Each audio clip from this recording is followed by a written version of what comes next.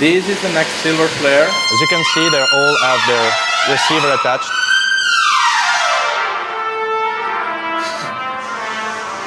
Hello.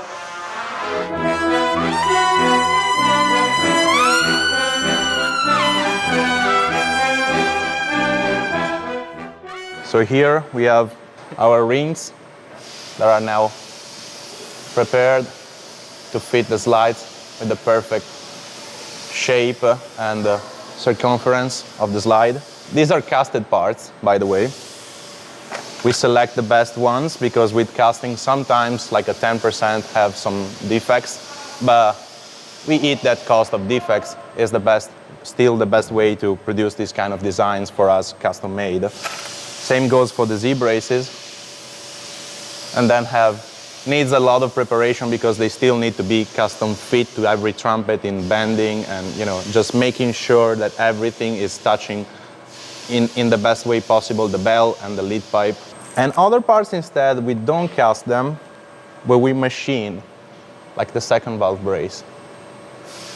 We prefer to machine these for precision, and they still need hand work because as you can see, they're pretty rough. Precise but rough. So we need to clean a bit of excess material. This is the brace that goes between the entrance of the third valve and the third slide. And this is also machined on the same lathe that makes our lead pipes. And this is the custom second valve.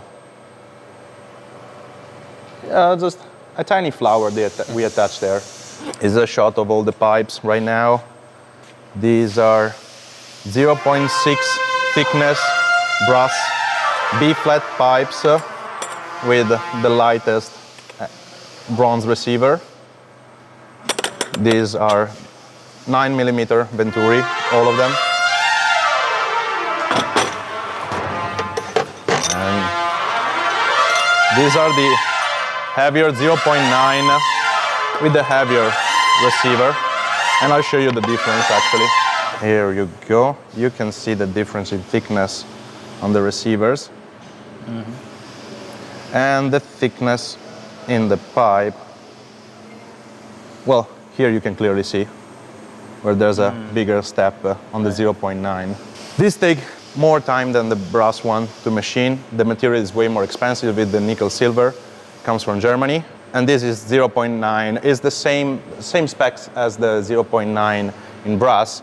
It's just the nickel silver pipe that we use on the silver flare model. As you can see, they all have their receiver attached, but it's actually not soldered. It's just perfectly fitted right now. It's gonna be silver soldered later, but as you can see, it's pretty tight and precise because they are both machined with CNC machines. What else can we show you?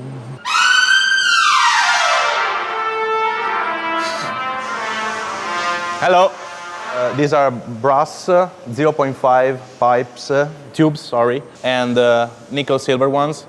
We purchase our material from Italy and from Germany. This material comes from Germany, actually. And yeah, we have two different diameters, and this is how we make this material. We make our tuning slides and all the legs for the tuning slides and all the other ferrules of the trumpet.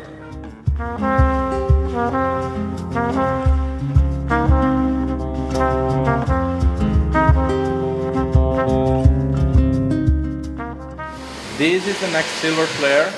It's going through just the buffing and just cleaning the solder off from the edges of the Z braces and the second valve braces and all the other soldered points.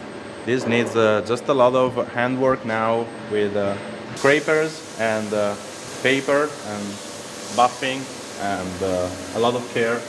Then it needs, of course, cleaning on the ultrasonic, and then it will be lapped correctly, make sure that the pistons and the valves are all working perfectly smooth.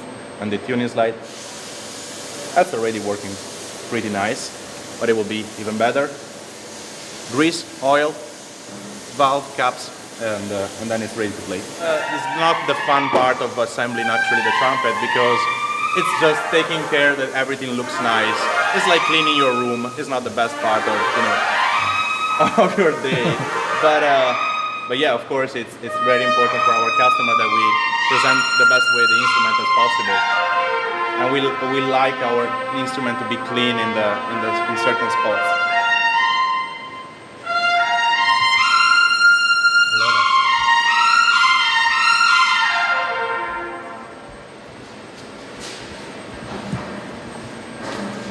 These, they come from Germany, from Sangner, and we have new solo bells, 1, 2, 3, 4, 5, 6, also solo, but with a yellow brass and a bronze flare that we want to try as a prototype, as is written on top of here. Other 2 solo, oh no, way more, other 4 solo. Then we have our new Universal 2023, and we have our classic bell, yellow brass, and then here we have another classic, a new universal, new classic. Oh, these are C bells. Sorry guys, I just look at, they are shorter. These are C bells. These are C bells.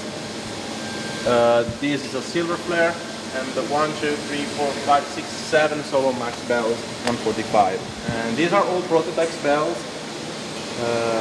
So we're testing different combination and thickness of brass. Of course, when we change the materials, we also change the thickness of the material, because the thickness really also have an effect on how the bell will perform. So we change the thickness. With the 2-piece bells, we can also have control over 2 thicknesses. We can have the thickness of the stem, and of course we cannot do like a 0.4 millimeter here and 0.8 there because they will not match.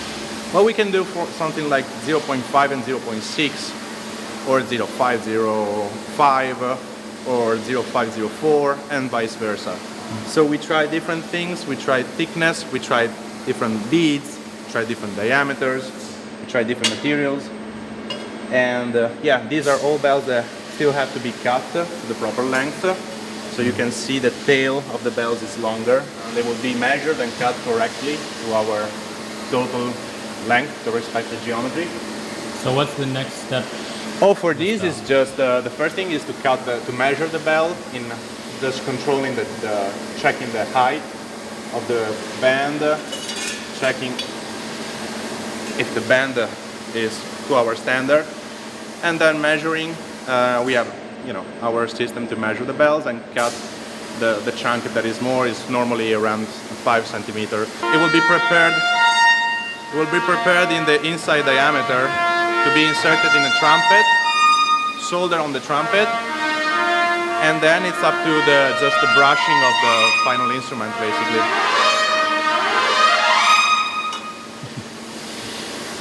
And Adam's over there.